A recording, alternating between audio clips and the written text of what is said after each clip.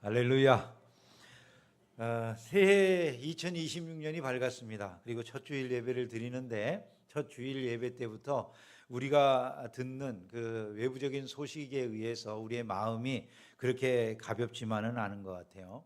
여러분도 아마 뉴스를 통해서 보셨겠지만 새해가 되자마자 베네수엘라의 마두로 대통령을 미국이 이제 공격해서 마두로 대통령 내외를 잡아갔다. 이제 이런 이야기가 나오고 미국이 베네수엘라를 일종의 그 신탁 통치 같이 앞으로 당분간 맡아서 그 나라의 모든 정치를 운영하겠다. 다음 정권이 있을 때까지 그렇게 이제 소식이 나오고 있습니다. 국제 질서가 예전에 우리가 알던 국제 질서가 아니죠.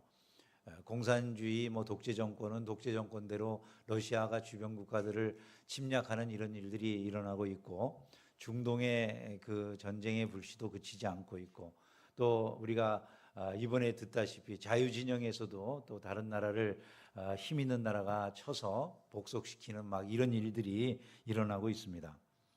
모든 게 우리가 이전에 생각했던 거하고는 달라지고 있는 것이죠. 강대국들의 첨예한 이해들이 관계 속에서 우리나라의 미래도 갈수록 더 불확실해지고 있는 이런 그것이 상황이 우리에게 전혀 낯설지 않은 이야기가 되어가고 있습니다. 세상이 어디로 가고 있는지, 우리 자녀들의 미래는 이런 그 변화의 시대에 안전할지 이런 게 걱정이 되죠. 이 격변의 시대에 우리는 신앙을 어떻게 지켜나가야 되는가 이런 생각도 우리 모두에게 들 수밖에 없는 그런 그 현실을 우리가 마주치고 있습니다. 그런데 이런 이야기를 봤어요. 청교도 그 신학자 중에 조나단 에드워드 목사님이라고 하는 분이 계시는데 프린스턴 대학을 만드신 분이에요. 이 조나단 에드워드 목사님이라고 하는 이 목사님이 어렸을 때 회심 전에는 폭풍우만 치고 천둥 번개 소리만 들으면 그냥 너무 충격을 받아가지고 두려워서 벌벌 떨던 그런 분이었다고 그럽니다. 다른 사람들도 천둥 번개 치고 하면은 좀 두려움을 느낄 수는 있지만 이분은 그 공포심이 극에 달해가지고 도망가서 숨을 정도로 그렇게 공포심이 컸었다고 그래요. 그런데 이분이 회심을 하고 이제 하나님에 대해서 온전한 마음의 확신을 갖게 됐어요. 그 확신 중에 하나가 하나님이 모든 만물을 다스리시는 주권자시다라고 하는 이런 사실을 그가 확신하게 됐다는 거예요. 그 다음부터 이분의 마음에 있던 이 번개치고 폭풍우가 내리고 천둥치고 하는 이런 게 아무런 두려움이 되지 않더라는 거예요. 그 다음엔 오히려 폭풍우가 부는 날 창을 막 열어놓고 이분이 이런 소리를 지르기도 했었다고 합니다. 이 천둥 소리는 하나님의 위엄 있는 목소리고 저 번개는 하나님의 영광의 광채다, 이렇게 소리를 지를 만큼 그렇게 마음의 자유를 얻었다고 합니다. 그러니까 하나님의 섭리를 알고 하나님의 주권자 되심을 아는 사람은 더 이상 폭풍우도 자기에게 재앙이라고 보게 되는 게 아니라 하나님의 위대하심을 드러내는 하나의 도구가 되는 그런 변화가 일어나더라는 것이죠. 세상 사람들에게 2026년이 모든 게 불확실하고 두려움을 주는 그런 그 세상으로, 공포의 세상으로 보여질 수는 있겠습니다만은 우리 믿는 사람들에게, 특별히 하나님의 주권을 믿는 사람들에게 있어서 이 세상은 어떻게 보여줘야 될 것 같습니까? 혼돈의 세상만이 아니라 그 속에서 역사하시는 하나님의 주인 되심의 영광과 위엄이 드러날 세상이다. 저와 여러분들은 이렇게 세상을 바라볼 수 있는 눈이 열려야 될 줄로 믿습니다. 우리가 무엇을 바라보느냐가 너무나도 중요하다는 얘기죠. 다니엘의 시대는 오늘날보다도 훨씬 더 혼돈한 시대였어요. 미래가 불투명한 시대, 이렇게 말할 수 있죠. 자기 나라가 바벨론과의 싸움에서 패배했습니다. 국가가 사라져버렸어요. 마치 일제시대 때나 비슷한 거죠. 나라가 사라져버렸어요. 백성은 다 포로로 잡혀갔습니다. 더군다나 성전도 무너졌고 성전 안에 있던 모든 집기들이 바벨론의 다른 신전으로 옮겨지는 이런 일들이 벌어진 거예요. 정치적으로도 무너졌고 또 영적으로도 무너졌고 이 모든 삶이라고 하는 것 자체가 다 파괴되어져 버린, 예전의 질서라고 하는 것이 하나도 남아있지 않은 전혀 다른 세상, 경험해 보지 못했던 그런 세상으로 바뀌어 버렸다는 것이죠. 근데 놀라운 것은 이거예요. 성경은 이런 시대임에도 불구하고 당대를 하나님이 침묵하신 시대로 말하지를 않는다는 것이죠.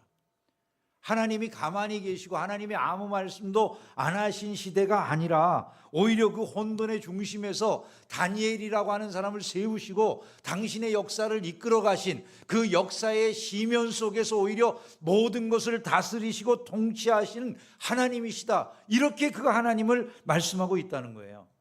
그래서 오늘 우리는 이 다니엘의 삶을 통해서 우리가 살아가면서 지금 경험하고 있는 이 혼돈한 세상 속에서 성도가 어떻게 이 세상을 바라보고 이 세상을 극복해 나가야 되는지 교훈을 얻어야 되겠다라는 생각이 드는 것입니다.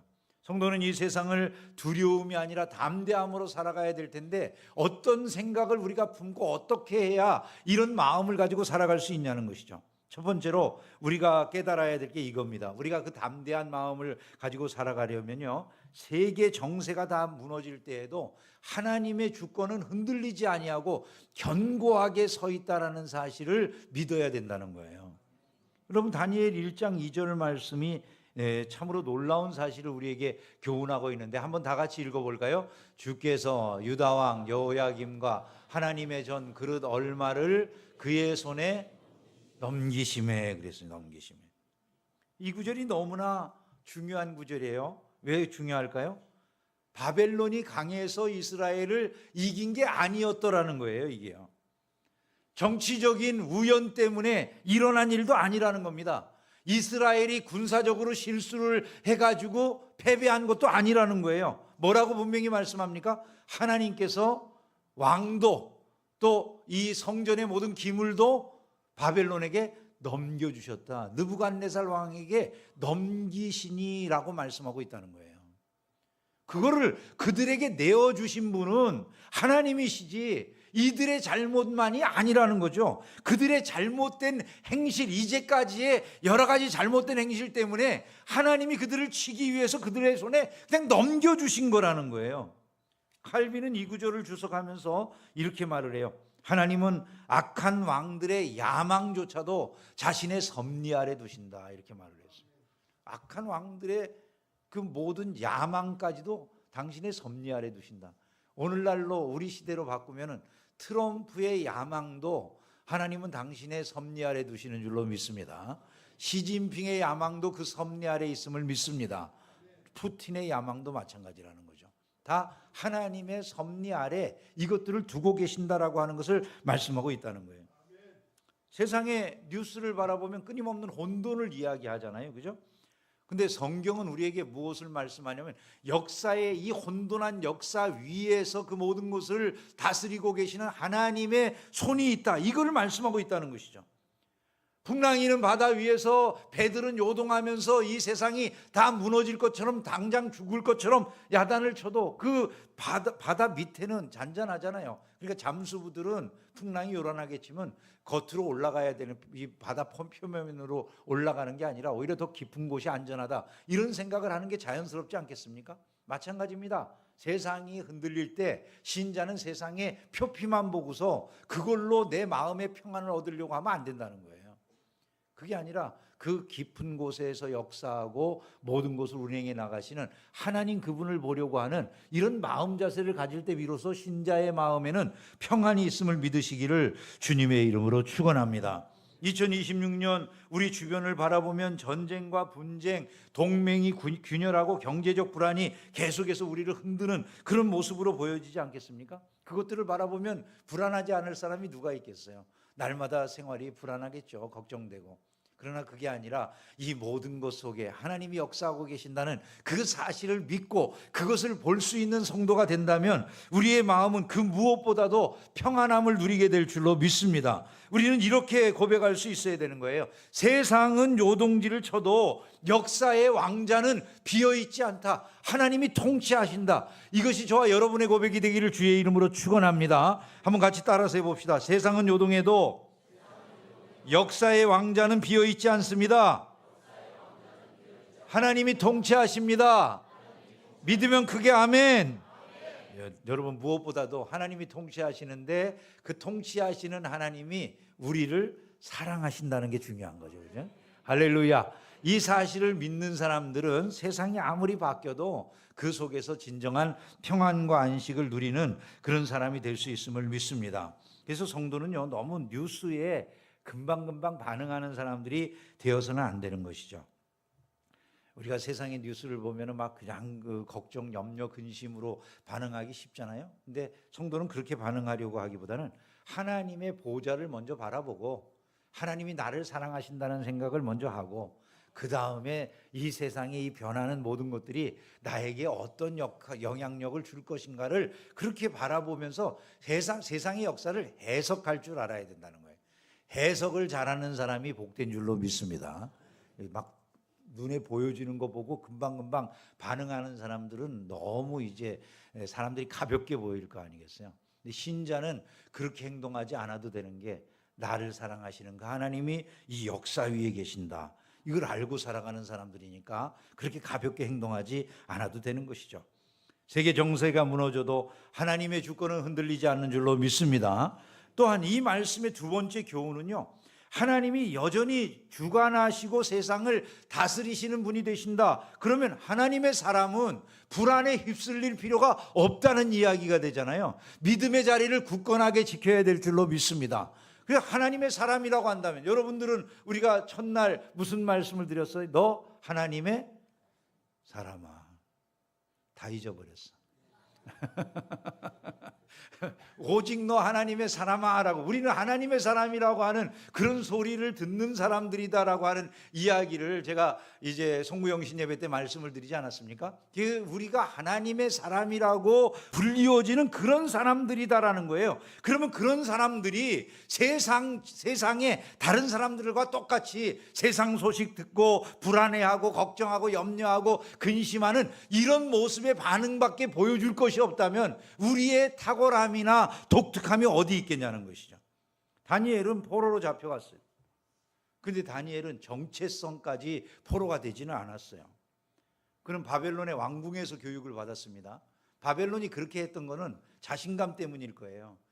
조그맣고 잘 자란 나라들이 아무리 호화롭게 살았어요. 니네들이 우리나라 같은 이런 호화로움을 누릴 수 있겠냐. 와서 여기서 3년 정도 교육받으면 다 바벨론 사람이 될 거야 라고 생각한 거죠. 왜냐하면 실제 이스라엘이라고 하는 나라는 이제 없어져 버렸잖아요. 망해서 없어져 버렸으니까 나라가 존재하지도 않는 거예요. 자기 나라가 없는데 이 사람들 어디 가서 뭔 정신을 가지고 살아가겠습니까? 자기네들이 그토록 오랫동안 섬겨왔던 그 하나님을 숭배하고 하나님께 예배하던 성전도 무너져 버렸어요. 남아있는 그런 것들이 없는 시대에 무엇을 근거로 신앙생활을 하겠냐는 거죠. 바벨론은 이런 자신감으로 세계 최강국의 그 시스템 안에 이 사람들을 집어넣고 3년 동안 집중적인 교육을 해가지고 바벨론 사람을 만들 수 있다고 생각을 한 거예요. 그래서 각 나라에서 지혜 있다, 각 나라에서 똑똑하다는 사람들 다 잡아다가 왕궁에서 좋은 것 먹이고 왕궁에서 최고의 교육을 그들에게 시키는 것입니다. 수많은 사람들이 일제하에도 우리나라가 망하고 난 다음에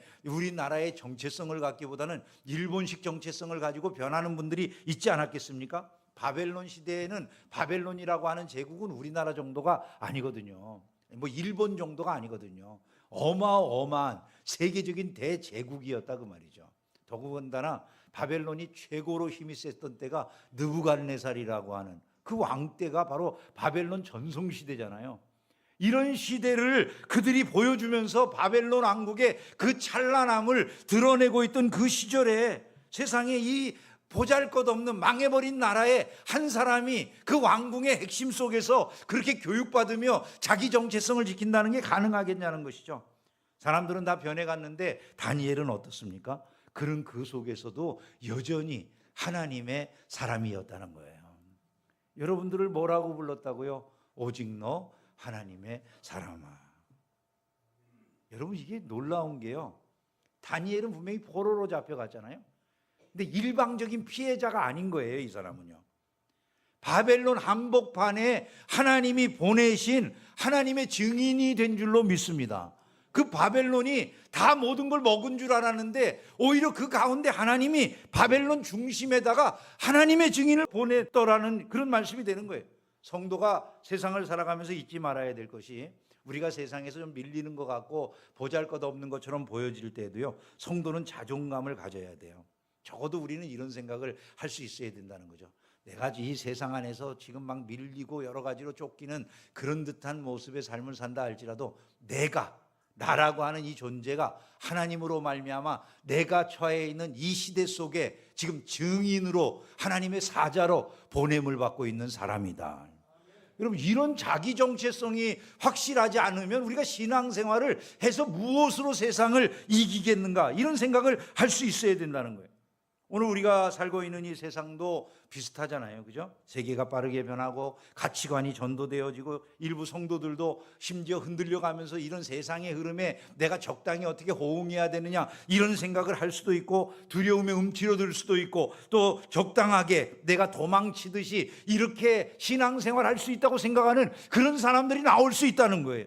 근데 다니엘은요, 도망치지도 않고 동화되지도 않아요. 자기 자리를 지키면서 하나님의 사람으로 그 엄혹한 환경 속에서도 살아가는 거예요. 불안한 시대일수록 하나님의 절대 주권자 되심을 진실로 믿는 사람이라면 공포에 반응하는 것이 아니라 하나님의 주권을 증언하는 사람으로 서게 될 줄을 믿습니다.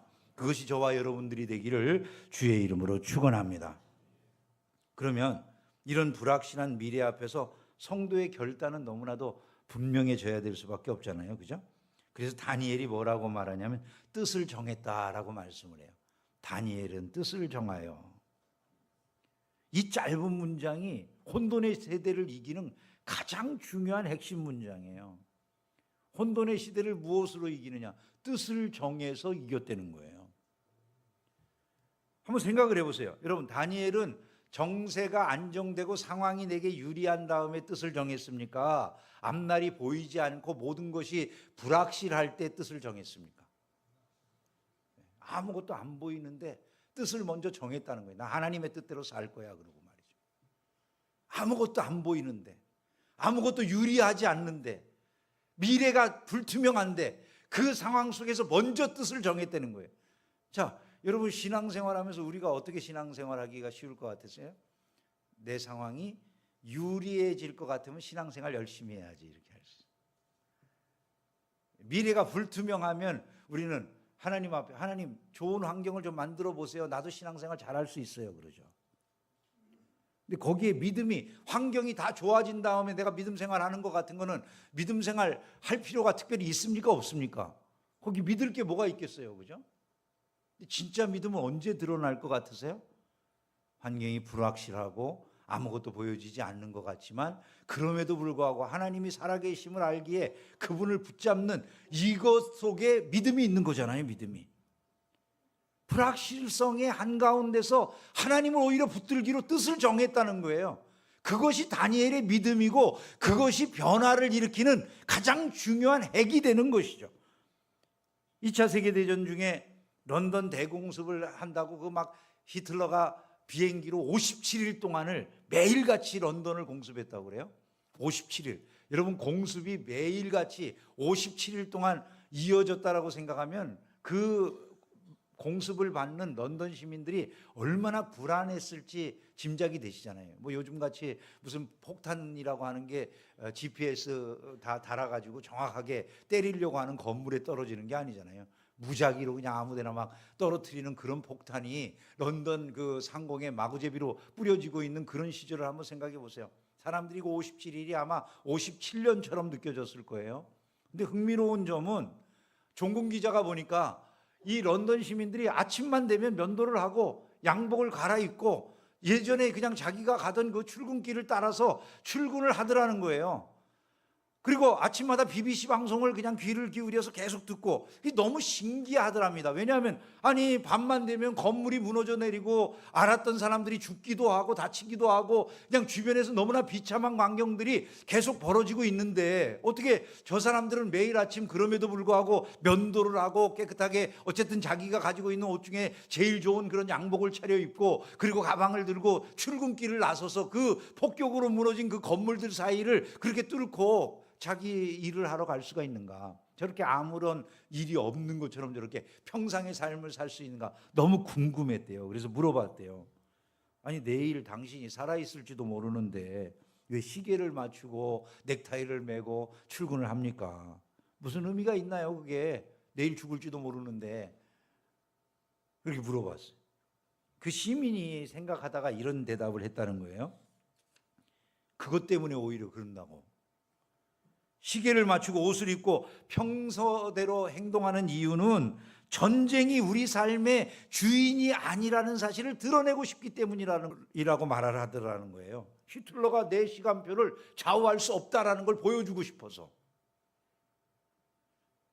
그래서 자기네들이 그렇게 평상시처럼 행동한다고 말하더라는 거예요. 여러분, 다니엘이 우리에게 보여주는 건 어떨 것 같으세요? 위기가 끝난 다음에 다니엘이 신앙생활을 하는 게 아니에요. 위기가 있는 가운데도 나는 하나님을 섬기는 사람이야. 매일같이 똑같이 기도하고 하나님을 예배하고 하는 일들을 하려고 그가 결심하고 음식도 조절하고 그러고 살아가는 거예요. 한번 생각을 해보세요. 음식을 조절한다는 게 다니엘에게 있어서는 단지 그냥 음식 조절의 문제입니까? 아니면 내가 섬기는 대상이 다르다는 선포와 같은 것입니까? 나는 바벨론 왕의 신하가 아니라는 얘기하고 똑같은 거예요. 예전부터 복록을 받는다고 그러잖아요. 그죠? 왕이 내리는 그런 음식을 먹고 사는 사람은 왕의 신하라고 그렇게 이야기하는 거 아닙니까? 이 당시에는 다 그런 개념이잖아요. 세상이. 근데 왕이 주는 음식을 이 사람이 안 먹겠다고 거절하는 것은 정확하게 이런 선포를 하는 거죠. 내 인생을 다스리고 통치하시는 분은 바벨론 왕이 아니라 하나님 그분이십니다. 이런 자기의 선언을 하는 거예요. 그 고백을 하는 거예요. 얼마나 그의 삶이 확신 가운데 있었는가 하는 것을 보여주고 있다. 이런 것을 우리가 알 수 있는 것이죠. 저와 여러분들이 하나님의 주권을 믿는 신자라면 이와 같은 뜻을 세우는 일이 2026년 초도부터 있게 되기를 주의 이름으로 축원합니다. 그러므로 우리가 이 세상을 바라보면서 세상에 여러 가지 주는 정보가 별 문제가 없고 평안하기 때문에 마음의 평안을 얻는 사람들이 되어서는 안 되는 것이죠. 우리가 마음의 평안을 얻는 것은 세상의 정보 때문이 아니라 하나님의 섭리, 그것이 믿음 안에서 내가 바라보는 그 하나님의 섭리가 있기 때문에 우리는 마음의 평안을 얻을 수 있습니다. 이런 고백을 해야 된다는 거예요. 다니엘 1장 9절에 보면 하나님이 다니엘로 하여금 은혜와 긍휼을 얻게 하신지라 이렇게 말씀하지 않습니까? 여러분, 은혜와 긍휼을 얻게 하신 분은 하나님이시다 그런 얘기잖아요. 우리가 바라볼 때 세상의 정보가 주는 모든 것은 미래가 불투명하고 어렵고 흔들리고 굉장히 무서운 일들이 일어날 것 같아, 이런 이야기가 들린다 하더라도 다니엘 1장 9절 말씀을 보면 우리에게 새로운 것이 들릴 수 있어야 된다는 거예요. 하나님이 다니엘로 하여금 은혜와 긍휼을 얻게 하신지라. 무슨 말씀입니까? 다니엘이 문을 연 게 아니라는 거죠. 다니엘의 눈앞에 보여지는 바벨론의 현실은 어둡고 깜깜하지만 그 다니엘은 그냥 믿음으로 하나님 앞에서 뜻을 정하면서 살아갔더니 하나님이 문을 열더라는 거예요. 다니엘 앞에 닫혀있는 문은 하나님이 여셨다는 거죠. 다니엘이 길을 만든 게 아니라는 거예요. 하나님이 길을 만들어 주셨다는 거예요. 다니엘이 관리들의 마음, 이 바벨론 관리들의 마음, 환관장의 마음을 움직인 게 아니라는 거예요. 하나님이 그 환관장의 마음을 움직여 주셨다는 거예요. 결정적인 모든 변화는 다니엘로 말미암아 일어난 게 아니라 하나님의 은혜로 말미암아 일어났더라, 이런 말씀인 것이죠. 우리 인생도 마찬가지예요. 여러분, 이것을 꼭 기억하시길 바랍니다. 우리의 미래를 여는 열쇠는 트럼프나 시진핑이나 푸틴이나 세계의 정세나 우리나라 좋은 리더십들에만 달려있는 게 결코 아니라는 거예요. 대한민국의 미래를 열 수 있는 분은 오직 하나님 한 분이신 줄로 믿습니다. 네? 여러분 믿으세요? 여러분들 자녀들의 앞날을 결정하는 권한이 이 미래의 무슨 교육제도에만 있는 게 아니에요. 하나님의 장중에 있는 줄로 믿습니다. 여러분, 우리 가정의 평안을 좌우하는 것들이요, 그냥 내가 잘하고 뭐 평안하게 한다고 해서만 되는 게 아니에요. 하나님이 가정의 문을 열어주셔야 되는 줄로 믿습니다. 이걸 우리가 꼭 기억을 해야 되는 것이라는 거예요. 그러므로 신자가 해야 될 일은 절망 속에 주저앉는 것이 아니라 다니엘처럼 하는 거예요. 다니엘은 어떻게 했습니까? 그 엄혹한 환경 속에서도 하루 3번씩 예루살렘으로 향하여 창을 열어놓고 하나님께 기도했다고 그러잖아요. 그게 기본이에요. 그게요. 신자의 마음속에 이것이 있어야 돼요. 하나님은 그럴 때 우리가 생각하는 것보다 훨씬 더 가까이에서 우리의 문을 여시고 우리의 생을 인도하시는 줄로 믿습니다. 정보를 모으고 삶에 유리하다고 할 때 마음의 평안을 얻는 얄팍한 신앙생활이 아니라 그것보다 위에 있는 모든 것을 다스리고 원하는 길로 인도해 가시는 하나님이 나를 사랑하신다. 그 주권자가 나를 사랑하신다. 그 주권자가 섭리하고 다스리는 세계가 나에게 결코 불리할 리가 없다. 그 선하신 하나님이 나의 길을 가장 완전한 길로 인도하실 것이다. 이 생각 속에서 마음의 평안을 누릴 수 있는 사람, 하나님은 바로 그들을 축복하시고 그들에게 은혜를 주시는 줄로 믿습니다. 그래서 우리가 조나단 에드워드 목사님의 말을 하나 더 들어보면요, 이분은 이렇게 말을 했어요. 하나님의 섭리를 믿는 사람은 불확실한 내일 앞에서도 마음의 닻을 내린다, 이렇게 말을 했어요. 하나님의 섭리를 믿는 사람들은 내일이 불확실하다고 흔들리는 게 아니라 불확실한 내일에도 자신의 마음의 닻을 든든히 내리고 흔들리지 않는 이런 인생을 살아갈 수가 있다라는 것입니다. 2026년 우리 인생의 향로는 세계 정치가 아니라 하나님의 손에 달려있다는 굳건한 믿음으로, 넉넉한 믿음으로 세상을 이기시기를 주의 이름으로 축원합니다. 말씀을 맺겠습니다. 성경은 우리에게 세상이 안정될 것이다, 평화로울 것이다 라고 약속하지 않아요. 여러분 잊지 마셔야 될 게 그거예요. 우리가 평화를 위해 기도하지만 세상이 완전한 평화의 세계로 끝까지 갈 거다라고 성경이 약속하지 않습니다. 성경은 오히려 뭐라고 말씀합니까? 난리와 난리의 소문을 듣게 되는 그런 미래가 있을 수 있다라고 말씀하잖아요. 모든 것들이 흔들리는 그런 시대가 올 수 있다고 그러죠. 세상이 견고하게 서 있고 전혀 변하지 않을 것 같으면 믿음 생활을 누가 하겠습니까? 근데 세상이 흔들리기 때문에 우리에게 믿음이 필요한 거죠. 마치 그런 거와 같아요. 지진이, 만약에 여기 노원구에 지진이 항상 자주 일어난다고 생각을 해봅시다. 노원구에 살고 싶은 사람이 있을까요, 없을까요? 자꾸 이사 가고 싶을 거 아니겠어요? 세상이 흔들리기 때문에 천국을 사모하는 거예요, 우리가. 이 세상이 흔들리기 때문에, 문제가 많으니까 이것보다 천국이 더 낫겠지, 이런 생각을 우리가 사모하게 되지 않겠어요? 예수님의 초림 때보다 지금이 훨씬 더 그 나라가 가깝다고 생각되지 않으십니까? 여러분, 이러한 것을 우리는 기억을 하면서 살아가야 된다는 거죠. 안정은 우리 미래 시대에 올 가능성이 점점 더 줄어들 가능성이 있어요. 오히려 그것에서 마음의 평안을 얻기를 바라는 것보다 하나님의 통치를 믿고 나 같은 사람을 사랑하시는 그 하나님의 위대한 섭리를 믿고 그분의 그 섭리 안에서 마음의 평안을 얻고자 할 때 비로소 성도는 참된 평안을 누리게 되는 줄로 믿습니다. 세상에서 우리는 무엇을 바라보며 사는가를 조심해야 돼. 어떤 사람은 날마다 세상만 바라보면서 전쟁과 불안과 위기와 혼돈의 뉴스를 들으면서 그것에만 초점을 맞추고 살아가는 사람들이 있어요. 하나님의 사람은 그렇게 하는 게 아니라 하나님의 약속과 하나님의 모든 말씀과 하나님의 신실하심과 하나님의 날 사랑하시는 그 사랑에 눈을 두고 그분을 향해 마음을 열고 하루를 살아가는 거예요. 누가 평안할 것 같으세요? 저는 여러분들이 하나님께 마음을 열고 하나님의 은혜를 누리며 살아가기를 주의 이름으로 축원합니다. 2026년 저는 여러분들이 세상의 뉴스를 보지 마시라 이런 말씀을 드리는 게 아니고요, 먼저 뭘 봐야 되는가를 조심할 필요가 있다는 말씀을 드리고 싶어요. 아침에 잠에서 깨자마자 뭐부터 확인하세요? 핸드폰 딱 켜서 미국 증시, 나스닥이니 이런 거 한번 쭉 보고 이게 올랐나 내렸나, 오늘 우리나라 증시를 예측해보고 이제 이런 걸로 시작할 수 있겠죠, 그죠? 또 정치 뉴스 같은 거 이렇게 보고 아이고 나라 꼴이 왜 이래 이제 이런 생각해가면서 하루를 살아가시는 분들도 있을 거예요. 근데 여러분, 그런 마음이면 근심 걱정이요 매일 아침 시작하는 순간부터 우리 안에 있을 거예요. 그거 필요 없다는 얘기가 아니라, 그런 정보를 갖지 말라는 얘기가 아니라요, 한번 바꿔보세요.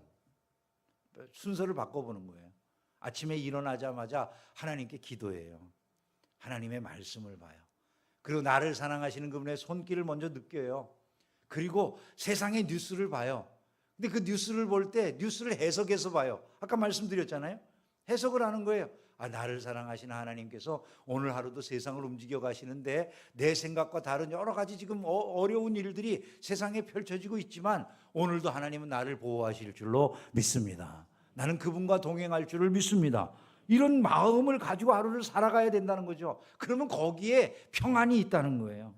뉴스보다 말씀을, 우리에게 두려움을 주는 여러 가지 사실들보다 하나님의 섭리를, 날 사랑하시는 그 하나님의 섭리를, 불안한 마음보다 하나님의 주권을 앞세우는 그런 신자로 살아가기를 주의 이름으로 축원합니다.